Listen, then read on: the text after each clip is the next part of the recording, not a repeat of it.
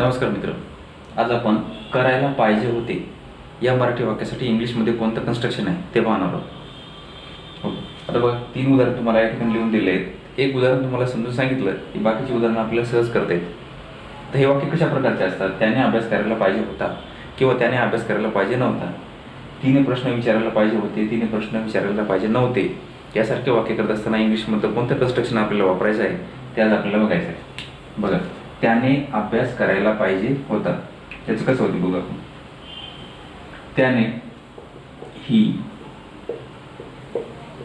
should have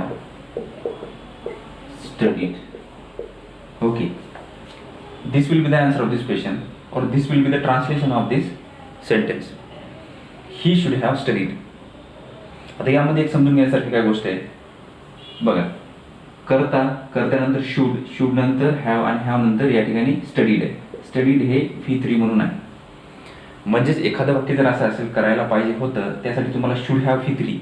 this construction has to be used in that sentence. If you want to mean पाहिजे होते, पाहिजे होते, पाहिजे होता यासारखे कोणतेही जरी वाक्य असले तरी शुड हॅव V3 हे कन्स्ट्रक्शन असलं पाहिजे.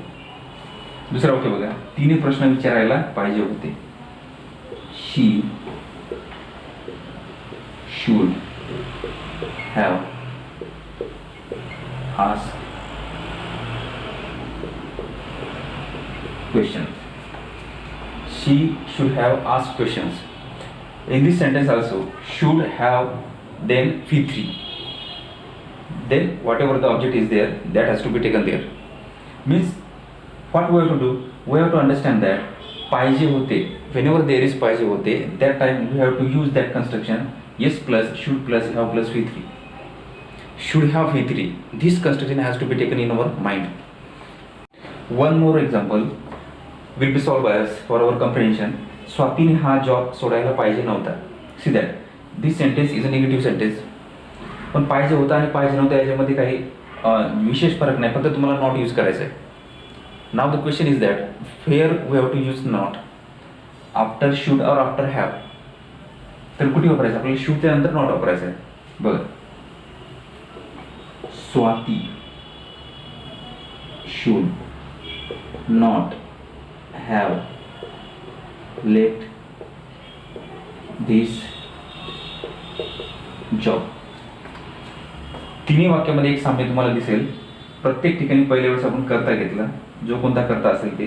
त्यानंतर बघा शूड घेतला, शूडच्या नंतर हॅव घेतलेला आहे. या ठिकाणी पण हॅवच घेतलेला आहे. निगेटिव्ह वाक्य म्हणून आपण नॉट घेतलं. त्यानंतर प्रत्येक ठिकाणी आपण काय घेतलेलं आहे? V3 घेतलेला आहे. V3 म्हणजे Swati should not have left the job. She should have asked questions. He should have studied. In every sentence there is a specific construction, and the construction is that subject plus should plus have plus V3. अशा प्रकारचे जर वाक्य असतील तर त्याचे अर्थ असे निघतात, करायला पाहिजे होते, and when there is negative that time करायला पाहिजे नव्हते. Such a types of meaning has to be taken from these sentences.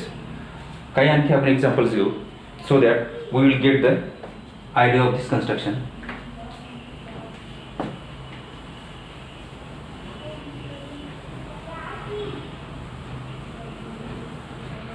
बघा वाक्य, आम्ही इंग्रजी शिकायला पाहिजे होती. ओके, आम्ही इंग्रजी शिकायला पाहिजे होती. Once again the same construction has to be used to translate this sentence in English, and the construction is that subject plus should plus have plus V3. या ठिकाणी सब्जेक्ट कोणता आहे? आम्ही. आम्हीसाठी आपण काय घ्यायचं? वी. वीच्या नंतर सांगितलं आधीच शूड, नंतर हॅव. हॅव नंतर आपल्याला V3 पाहिजे. V3 कोणाचा? सब्जेक्ट वर्बचा. या ठिकाणी शिकणे, शिकण्याचा शब्द आहे learn. Learned. We should have learned English.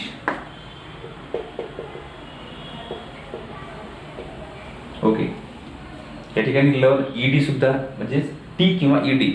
लर्नचे तिसरे रूप करत असताना या प्रकारे आपण ईडी किंवा टी वापरू शकतो. ठीक आहे, दुसरं वाक्य बघू.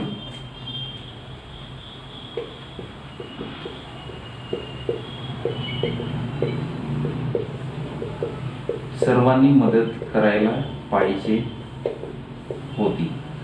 सर्वांनी मदत करायला पाहिजे होती. आता या ठिकाणी सर्वांसाठी आपण ऑल घ्या, एव्हरीबडी घ्या, एव्हरीवन घ्या. आपण या ठिकाणी everybody, everybody should have help. Everybody should have help. Should नंतर हॅव नंतर V3. एवढं सोपं हे कन्स्ट्रक्शन आहे. आता याच प्रकारचे कन्स्ट्रक्शन आणि घेऊन काही जास्त काही फायदा होणार नाही, त्यामध्ये आपला वेळच निघून जाईल. आपल्याला पटकन समजण्यासाठी एक महत्त्वाची गोष्ट काय, सब्जेक्ट घ्या, सब्जेक्ट नंतर शूड, शूडच्या नंतर हॅव घ्या, नंतर V3 घ्या. Should have V3. This will be the perfect construction to mean this sentence or to convey the meaning of this sentence. पाहिजे होती किंवा पाहिजे नव्हती. Okay. Having gone through all these examples, we have got construction, and that construction is that yes plus should have then V3. This construction has to be used for करायला पाहिजे होती. Negative मध्ये करत असताना शूडच्या नंतर नॉट वापरला तर करायला पाहिजे नव्हते अशा प्रकारचा अर्थ होतो. आशा करतो की everything has been understood by you. If you have any type of problem concerning this topic, you will leave your comments in the comments box. Your queries will be solved as soon as I reach there. Till then, have a nice day. Thank you.